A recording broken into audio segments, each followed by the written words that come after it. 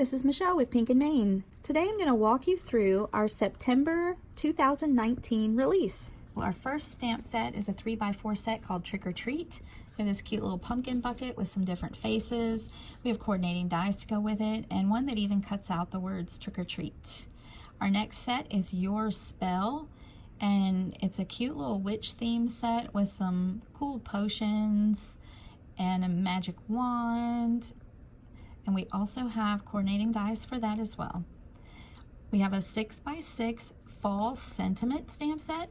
These are hand done sentiments, and they're great for all kinds of fall projects, Halloween, Thanksgiving, anything fall.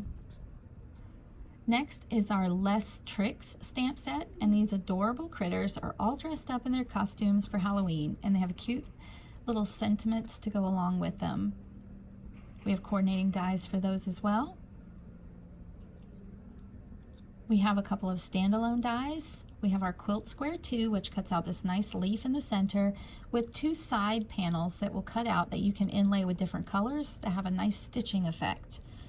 We have a spiderweb cover die that will cover your entire A2 size card, 4 1/4 by 5 1/2.